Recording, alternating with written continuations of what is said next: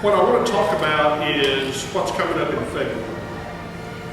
And that is the UIL moving to a 6A classification that will change the size or the, well, for lack of a better term, the dimensions of the rest of the classifications and what you see that doing for Terrell ISD athletics.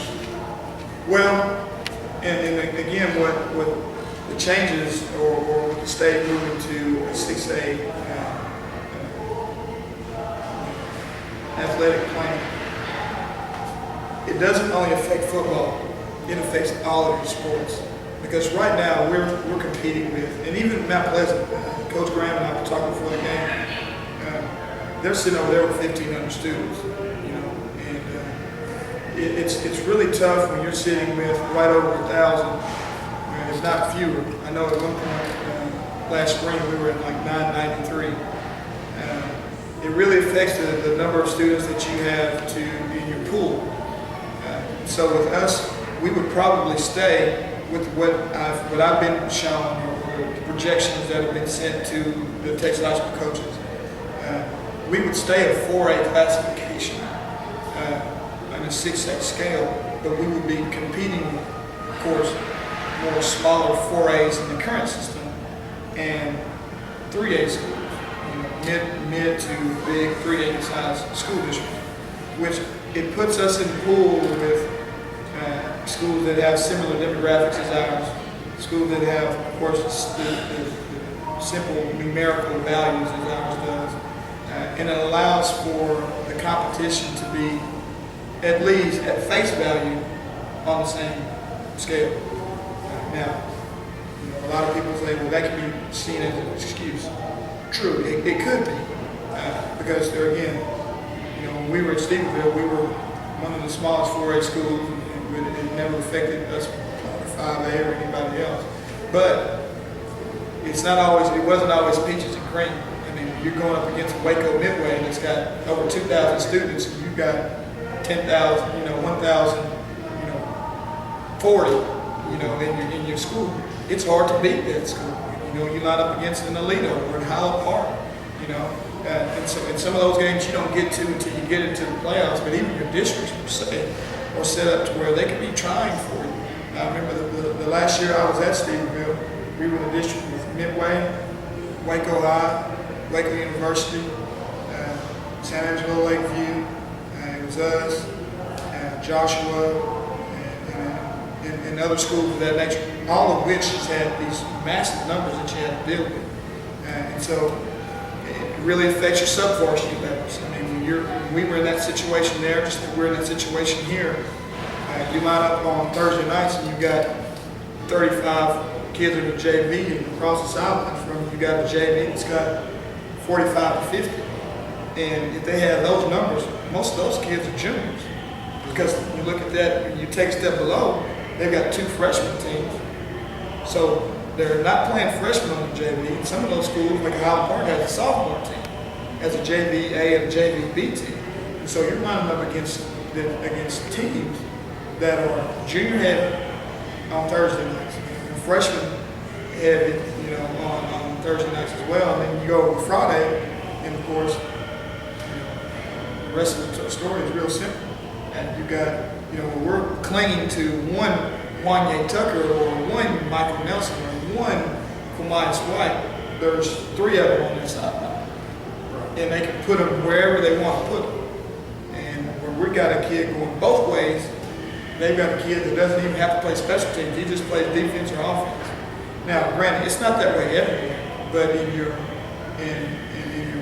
solid tenured programs, that's how it is. And if we're going to compete at those levels, at some point, we got to get the coin tossed our way that puts us on an even playing field. Well, Carlton Tidwell is a good example. They're sitting with about 2,200 students right now. That's exactly right. And I just look at the volleyball game last night. Oh, yeah. And I can't even go. And again, that was the first time I really got the chances to sit and watch. I'm looking at our girls who average in the neighborhood of 5'5" or so. And we're playing against girls that just look like skyscrapers to me compared to us. And why? Because they've got 2,000 plus kids that they can choose from. And it really makes it hard on us to compete, especially when size matters. You know, especially in events where size matters, or sports where size and speed matters. Track, to me, it doesn't matter what classification that you run at. I mean, speed is speed, and everybody's got it. Which is why some of the state records have been held by schools at 2A, 3A levels, because I mean, speed is speed. Of course, but other events where it's more team oriented, and it's certain you're looking for a certain size, build, demeanor of a student athlete, from baseball to soccer to football to volleyball. I mean, you list it, you name it, tennis. I mean, all those sports, numbers count. And our pool right now is it's a small pool. What do you have any idea of what schools we will be going against, or is it too early to tell? It's not. I mean, just because of what I know about the schools that surround us. Again, I'm not that familiar with all the schools out in this area region, or even for that much how they divide the lines. But I would assume we would be competing with the Kaufmans, the Wills Points, the Crandalls, maybe the Quinlans, possibly the Greenvilles, because I think the numbers are a little bit, if not around what ours is, maybe a little bit more. Probably would keep it 40, possibly or more 40, depending on their growth. But those would be the schools that I would assume we would be comparable with. Yeah, well, I mean, you're right about it leveling the playing field a little bit. It does make a difference. And I look at this, kind of the way that this program is developing right now, and the way that the improvement that is being made, particularly among some of the underclassmen who we've talked about a lot. And you look at that group that would potentially be coming back next year, going against a schedule consisting more of current 3A teams. And that almost becomes a perfect storm kind of scenario right there, to where your program is peaking, it would seem like, at the right time, if that were to take place. Yes, and of course, you know, numbers are what they are. I mean, we measure everything these days by data, but at the bottom line, still we have to continue. I have to continue to focus on character, because if the coin does toss in our direction, we still have some areas that we must improve on as far as our character is concerned. And that's what's ultimately going to win your football game. Because I'm telling you right now, we can talk about this to we're all blue or maroon in the face. We still have a season to play. And I still believe with all my heart that we got a shot to do something in this current issue. And if we do what we've set our goals out to do, then we get the ball rolling on our side of the court a little bit.